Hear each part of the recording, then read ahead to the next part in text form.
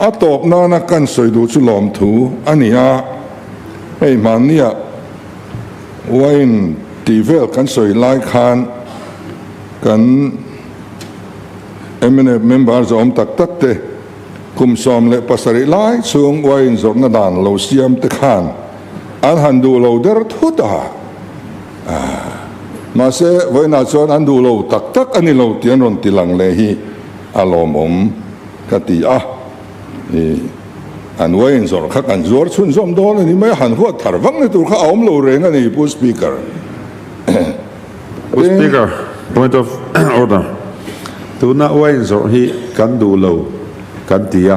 kan du na kan latar lang bok lo kan du ngai don bok lo ni MNF party ang aron soi ni chuan kha chu thu dik lo ni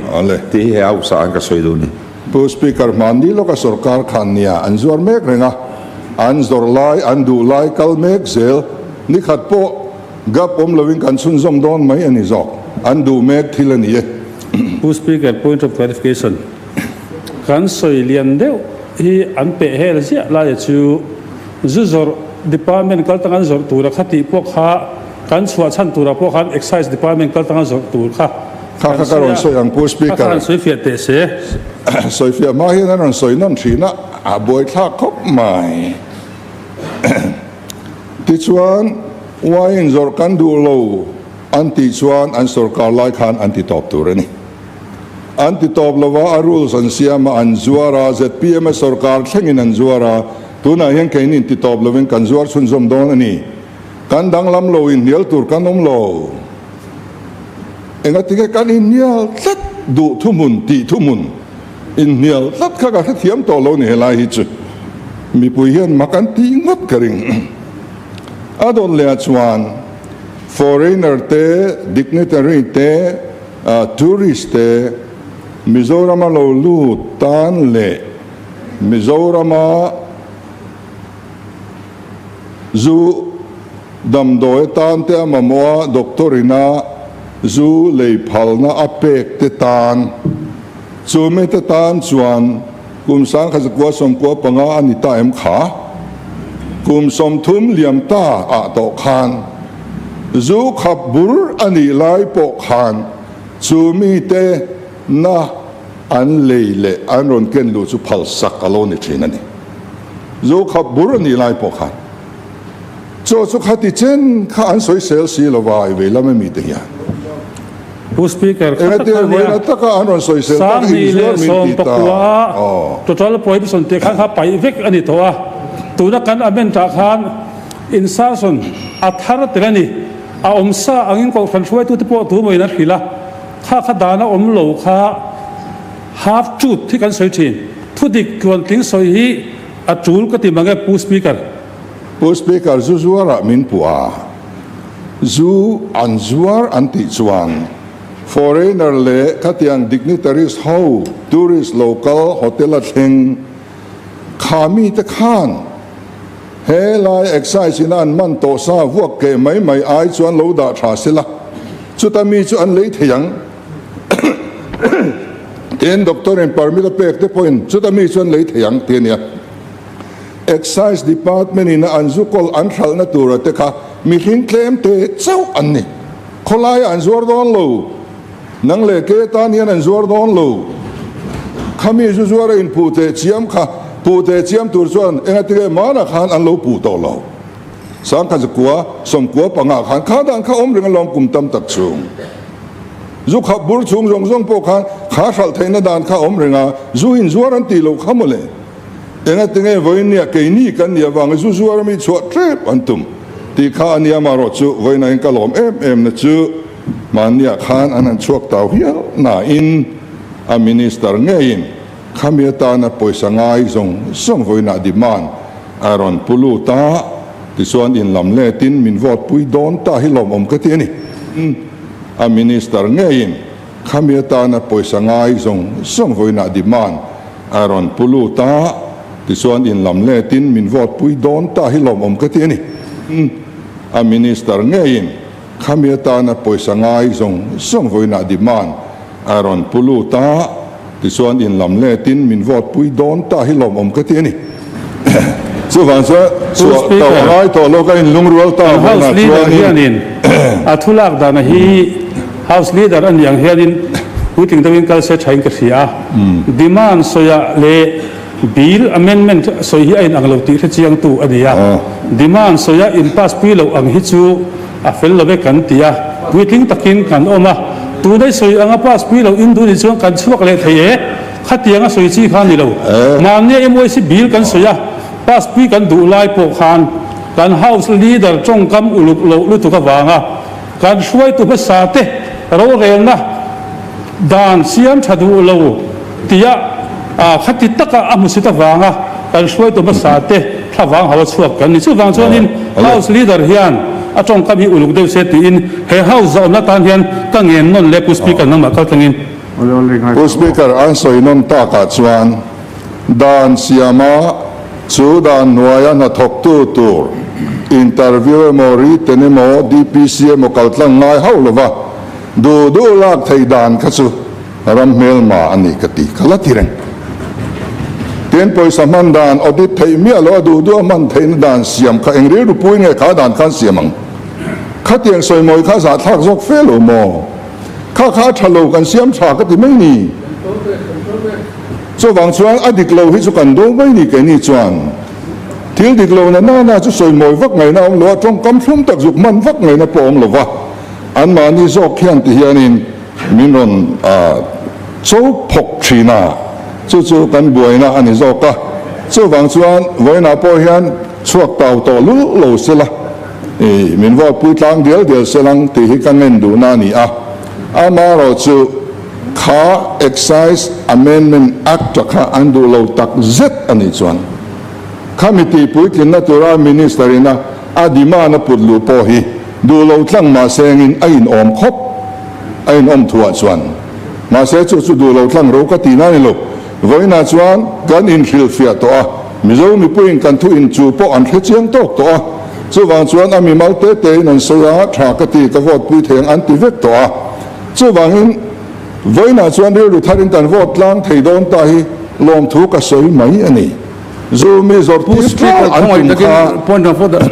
audit chung chang ka chu he ke se ta chiang takin minister ron soi fia tan ka khet ka ti ka chu audit chung chang om lo an hala chung chang ka chu alo om lo ani pon kha soi share lo ma se audit chung chang chu he ke se ta chiang takin pu speaker a minister in pu speaker ron soi hun to po lo ma ve phot selam le ang to pa soi thina ka chu a thalo hausa hian thu dikhi soi la he ke je chiang takin khata nang ma po house property tampo ron pe to che kalai ka chu speaker kan house dar hian kalau soi sual palani ati ni pon adikang khatia a minister in ron soi fia ro se hotana chu nak tang te lu house property ron soi do na lo male wine up na le pu speaker galading lo veil ma hian bjp kana congress na mnf an oma bjp ina kan chua san na chan chu thil le hi cheng khat man kan va lei pana zuar tun he na cheng khat man tlep te kan le a kha zuar tu tang kan va lei ni noi khat man kan va lei po hian atam dewa zuar tu hen kan va lei po chu tiang chon excise ina zu speaker confiscate MYC chung chang khanin ka soi fia na hu himin la pelo hima san ne MYC audit chung chang khan soi fia na hun min la pelo wa pu speaker remiti chun karon la soi ne ole bu fai ka zuar ta pu speaker bu fai ka zuar ta dor po wa takin ka hong lova ka in kil khata ka na ta ni chu adu lei athiang lova kan venga mire thei zual wai me in chom do ngai anti mitlem te tan lo zuar ta ila chu mi zong ta na bu vai zuar ka ni lo mitlem ti ta ni zuar ka ni chuan excise department ina anzulo kol lo lei thei tu rai chu mitlem te ni mi pui anzuar lo ti hi chu kan khetrewa chu wang chuan voina hian zuzuar tur po khan min nor ta vak lovin ka hria alom om ta ti him fima lungrol takin ipat lang mai tong u kalome le hela het claim han comment ve ka duwa house record ta bin pe he copy ka ma oma Hela hian MOC chang khan the commission shall maintain proper accounts and other relevant records and prepare annual statement of accounts in such form as may be prescribed the oma point pakhat hemi hian engangin nge choose statement of account le accounts le records to vanani ta engangin nge vanani ti khachukan minister in sajem theitura ngai la panina the accounts of the commission shall be audited by such authority as may be prescribed tatia audit any time enge prescribed ani ti chu kan minister in ron sai fe tura ngai la khalai kha kan in hial chiam kha chu lem ri lawa helaya a oma wang hian record fel tak maintain ani e ti kha heta ti fe na lom lawa tin audit any time chu me sa audit prescribe ani ti po kha kira kan minister in laro sai fiat tu ngai la Who speaker to te khongain kan house board kan dom lo chet oma min che thiam la kan house leader kha kan soyang khanin athuan soi kha mania in pass du lo kha to in pass pi in du le angan ye ti lai te khanin kan ben battery lu ti na angreng em ba ei kan in khap thlam e khai puiting takin dema ni chin pass pi thai kan ti lai in athen hi chuanin kan chuak me nga te po an ti to ama chu he house noina kan convention kal ve thina oma khongai takin khalai ta khachu kan house leader hianin ti expanse tu ni mo dia se thalo mo he house kan tan pa ngai za na hi ivong sam tengwa kan ti ni khala ka chu sia thiam lo tur omin ka helo de le ka nia ka kan opposition lapkem te po ngai thiam thâu rualin an sei nia ka lo hriat thiam dana chuan mania khati khan kanin niala he dan hi pasla kani lo ve ti in min chu santa khani atia chuan voina hemi bil ti puitlin nana sumu mo te hi min pas pui le dona alo bom khop mai thu khat voin kan kalta ni mai lo mo ti nang dewa ka ngaya khalai kha min who speaker demand who speaker yeah kan host leader za oma experience ni tak pon ya ato paron ti vel dan hi chu asim ve hi ngai ka ria who speaker veila ma mi TMCVK ron soi da chu ai ni ole chu wang chuan usual public usual le permit nei chau ho kan host leader hi min azaiza pa chuwang chuan azaiza pro ti ve po ani lo wa siam tu atang chuwang chuan boina siam tu chi veila ma mi ten ni Who speaker hi tun trum kan se son chunga elaya kan han ri lai na chi reng hi helama tanga kabul kan tran hi omia lo ni solama trangin abul anon tran zela ti chuan tu na po khan mania an chong kam man ngai te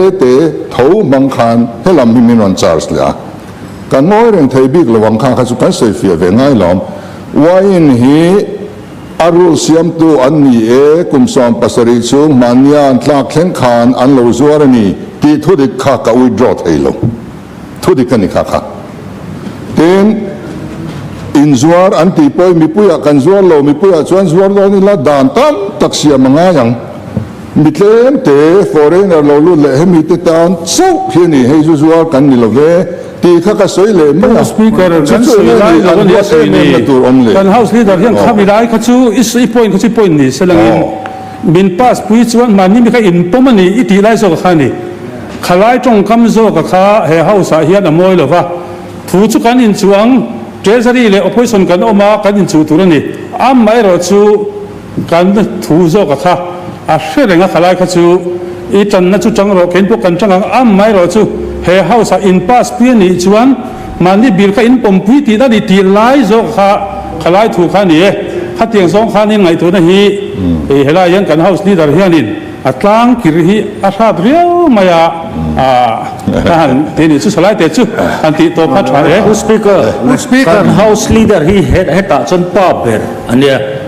nào tên nó khát được hết cả căn hẳn trong bộ hiện giải giáp tu thì nếp tu chặt tất mình lâu Speaker kan House Leader an tu Danah ka adik chuang lo mania bil an against an pass lawa an suaka hoi na he min pom tuin min pass ni thei don kilometer ti mai ni pu speaker kan House Leader hit chuti speaker chuti thei don em ni ivela ma bi te hi an huat thu che khopin ka ria cái này cần chua cần ngồi à hiện lại hiện anh in thì senior vía vợ anh cần chief minister cần house leader anh tì về Danah hiện bốn lăm lâu anh tu mi bùi tế po hiện lúc tục anh tì cái ring Speaker he house so nga za lo lo ber hi house leader hi kani in kain free bei ber le bei ron po kani trong kam moi lo po ka chunga hian sen atam ber chu wang chuan khang kha chu ka tuar thei ama ro chu point in chu kan neya chu kan point in chu chuan ka risual pal ka risual pal ani chuan kain withdraw wa adik ani chuan kain withdraw ngai lo chu chuan ni vena po khati khang kan in dial babab na he kan han soya malte tein e thai pas lang an kan ti thewa alom ome I pas dia lang ka ti mai ni chu wang chuan in tu na po pas lang ila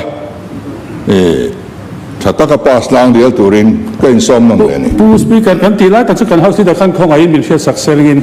mania in bill in swasan kha in poma ka ngai ti lai tong kam kha ni kan ti ni khalai te kha chu kan ai adik lo de le ka a chan chu helama opposition group zong zong in patling in ha house le kan ram tan ti in kan swasan to ania kha chu akal to a chu ran chu khalai thil te kha chu han soinon lo kha ba thave ti in kan soinon le ni ole chiang ti khan speaker nia kan thuin chu kha aton ton khamun takin han ngai thla ila kan leader ina aron soya kha kin khan ngai ange ni nan fu lo de ben miang ti kan ya mania bila khan house atangin to speaker vela mi ten chuaka vena ro chon min tlang takin demand kan soi hawa kan ta tlang thei do na alom ometi kha aron soi tong kam kha ni maya chu kan hriat kha a kha in ka hria du tok ni tin angai dan aron soi po kha leader an yang ngai dan soi kha azalen na po ani ole du tok kan pon se kan thua kan siang tlanga kan ngai dan te tha kan ti dan te kan mel inang lo ang hianin ngai tu na po inang rek seng lo wa chu wangin kan thuin chu kha chu mania nia opposition lam te pon du lo thun soi kan thria rampomin chuan tuna khanin nge ni kan house leader ina ron soi ngai mo la kha ki ka lo ngai tha la chon ni sina ka soi ang khan le tuna kan minister zo takena soi le khanin mani ka ti ko phanin kanin dowa kanin thu kanin chu ni tuna kan pa sau tur hi alo mum le mai ati ka ngai du maya tiang chuanin pu speaker chu ti chuan ti sela kan phur kho pang pass po chu ti chuan ati lo lo speaker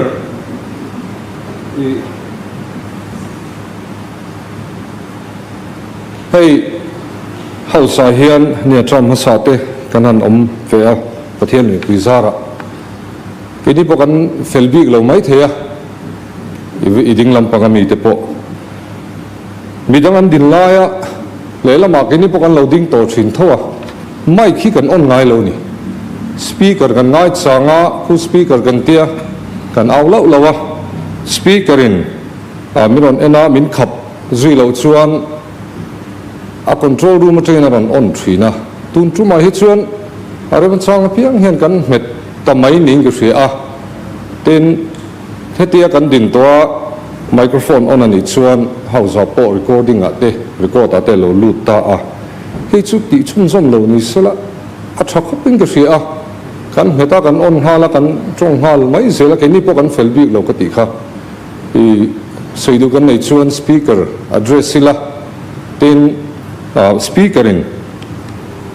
thuro atoke atia kan thu tur ani chuan kan thu mai tur ani a speakerin min ngai changa min lo en wang wang ani chuan control room atangin ati thang to te noma microphone lo on mai thina he chu ti chung zom lo thako min ka he chu rop na karan siam ani ale ruling le opposition kan ni kan ngai dan hi nang tak tak don tak tak song lo sivang chapter hi close mai langin adike baba kan la nei sia adike hey house are ne chuan ko shet china chuan ko shet athui lo pawh ni mai theya speaker te ina atoke anti hi chuanin angai pui mo ve thin chuan ka sia karon ti thina naro chu kanzalen tlanga member te zalen kanzalen turania ti hi ka ngai kon om dan chu ani thorolin tuna kan member sai te po kha hun salamati dan phei chuni naro chu kan hantinga usbi kari phalai kan te kan du kheng kan siara kan ti mai hi chu claim chu ka speaker ina arem ti khangai ve ni o heng te po hi han sai zel ta ka chuan tiang chu om ve nia po ni se ti khan sai le sai nu ruling le opposition om kan nia kan ngai dan te rang vek lowa ti khan du tok tai la kan opposition lam te po in riat thiam lo kha khati zong khani lo ram sela tuna thukat buani kan pas thei dona lo bom hle mai ti lai kha kan ron sainon le ni te se